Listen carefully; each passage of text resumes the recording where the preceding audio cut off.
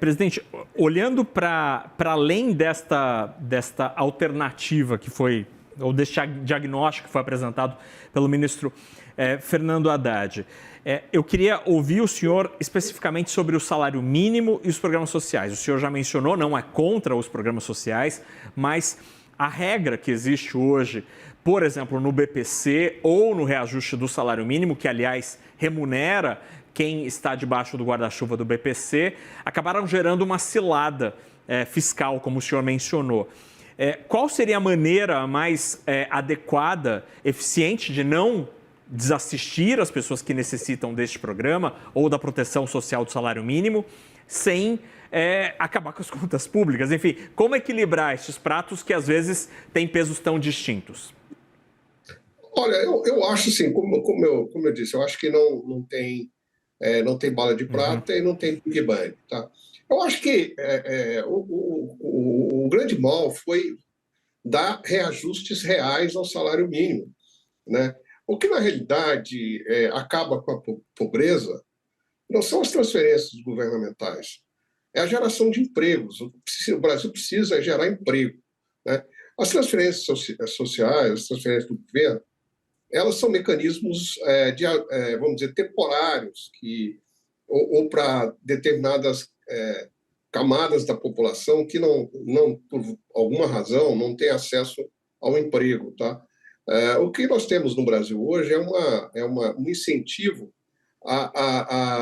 para muitos segmentos da sociedade de se depender mais dessas transferências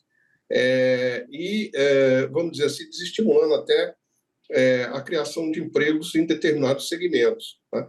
Mais do que isso, esse volume de transferências ele não cabe no orçamento. Então, se ele coubesse no orçamento, ainda vai lá, geraria uma distorção microeconômica e tal, mas cabe. Então, não adianta você querer fazer, vamos dizer, dar transferências, aumentar as transferências, você não tem dinheiro, né? Então, eu acho que o caminho é, de fato, pelo menos desvincular o reajuste desses benefícios do salário mínimo. O salário mínimo é uma coisa, ele tem um objetivo, né? É um salário mínimo, mas não indexar transferências do governo. Transferências do governo são fixadas de acordo com a capacidade orçamentária, né? O salário mínimo tem outra lógica, a lógica do mercado de trabalho, etc, etc. Presidente, muito se fala em Brasília sobre a reforma administrativa. Do ponto de vista político, é muito palatável falar do tamanho da máquina e, enfim, de todas as implicações que isso gera, inclusive nas contas públicas. O Hugo Motta, inclusive, disse que vai avançar com este tema. Mas os economistas dizem que o efeito prático nos números de uma reforma administrativa seria observado só no médio, no longo prazo. Diante disso, eu queria ouvir o senhor sobre a reforma administrativa e sobre a necessidade de uma nova reforma da Previdência, já que, felizmente, estamos vivendo mais.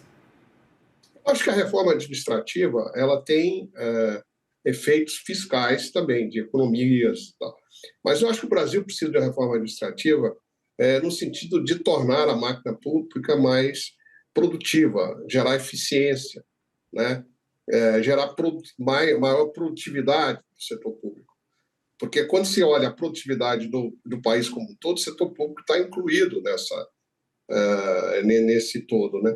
Então, é preciso, por exemplo, hoje com as novas tecnologias, etc., você não pode, em muitas áreas do governo, você não precisa ter aquele contingente grande de pessoas mais. Você pode fazer, né, pode usar a tecnologia para reduzir isso. Então, mas eu acho a reforma administrativa necessária. Mas para resolver o problema fiscal, uma nova reforma da Previdência, acho que seria teria efeito mais imediato, porque há um grande problema na folha de pagamento do setor público, que são os inativos, né? Quer dizer, os inativos, porque, como você disse, a população está vivendo mais, etc. Vamos dizer assim, número de inativos, ele só cresce proporcionalmente aos funcionários da ativa, né? Então, é preciso, de fato, retomar a reforma da Previdência. Como eu disse, também fazer essa desindexação do salário mínimo, né? Tirar essa automática, essa indexação automática, entre outras questões, tá? Presidente, para a gente terminar a nossa conversa, uma das frentes que este governo, o ministro Fernando Haddad, a pessoa do ministro Fernando Haddad e o governo anterior, na figura do ex-ministro Paulo Guedes, ambos que são diametralmente opostos no jeito de que encaram o mundo, no jeito que encaram a vida, os dois queriam a mesma coisa, reduzir os benefícios tributários ou, se preferir, os gastos tributários. Paulo Guedes até queria limitar isso a 2% do PIB. Por que é tão difícil avançar com esse debate? A gente observa isso todos os dias, quando o governo fala em reduzir algum tipo de benefício, todos os setores da economia levantam o braço e falam assim, não, eu sou importante, eu sou especial, o meu queijo não pode ser tocado. Como desarmar esta armadilha dos benefícios tributários?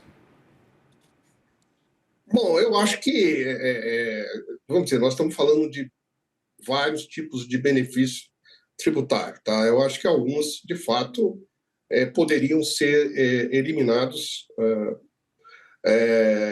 mas outros são importantes na atual conjuntura econômica do Brasil, né? Eu acho que há questões, as situações específicas que você pode justificar algum tipo de tratamento específico do ponto de vista tributário.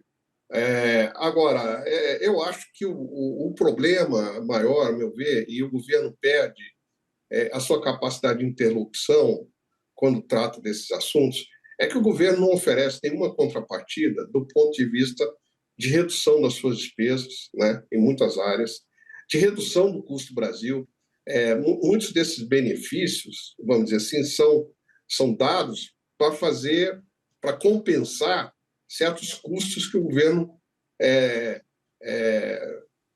vamos dizer que a falta de governo ou a ineficiência do governo acaba penalizando o setor privado. Então, eu acho que é uma questão de se ver caso a caso, né? Não é uma questão de cortar tudo, né? Não é cortar todos os tipos de benefício, mas olhar a situação específica de cada segmento e ver, né? Por exemplo, nós estamos falando aí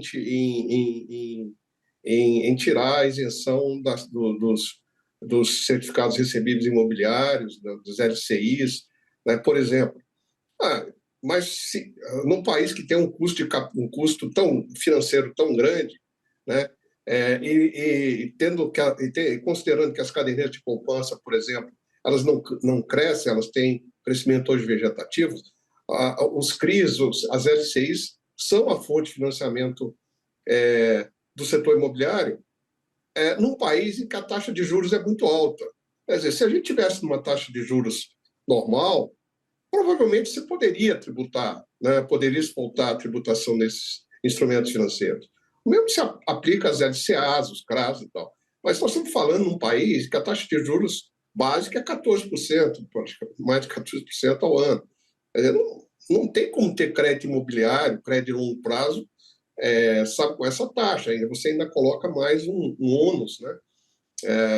Nesse momento. Então, só para citar um exemplo, tá? Vale também, aqui foi colocado antes, nesse programa, sobre a questão do setor do agronegócio e tal. Então, assim, não adianta você fazer isso e desarranjar todo um segmento da sociedade, do mercado, sem que haja uma contrapartida geral, né? O senhor acha que se o governo mostrar, de fato, vontade para cortar na própria carne, os setores da economia estariam mais dispostos a topar uma conversa de redução de gastos tributários? Eu acho que sim. Eu acho que, obviamente, não é um diálogo fácil, mas, assim, por exemplo, quando se olha, por que a taxa de juros no Brasil é alta, né? Uma das razões básicas disso, fundamentais, é o déficit público, tá? Então, na realidade, na medida em que você consegue, sem aumentar as receitas, na medida em que você consegue cortar despesas que o governo tem, né, e colocar isso tudo no bojo de um esforço, por exemplo, de criar de fato um arcabouço fiscal sólido e crível, né, eu acho que o diálogo fica mais fácil, tá? Eu acho que o diálogo fica mais fácil. E tem a questão também da distribuição dos ônus desse ajuste.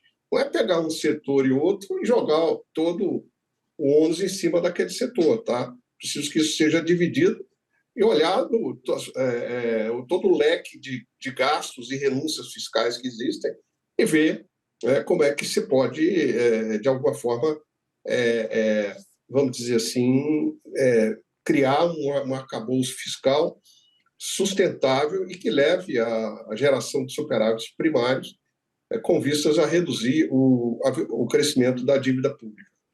Muito bem, a gente conversou com o Gustavo Loyola, ex-presidente do Banco Central, que nessa discussão sobre causa e efeito me lembrou muito o ovo a galinha. Assim, o juro, a gente tem uma série de subsídios porque o juro é alto, ou será que o juro é alto porque a gente tem uma série de subsídios? Presidente, obrigado pela conversa, pela ótima pensata aqui com a audiência do CNN Money. Um bom restinho de terça-feira ao senhor.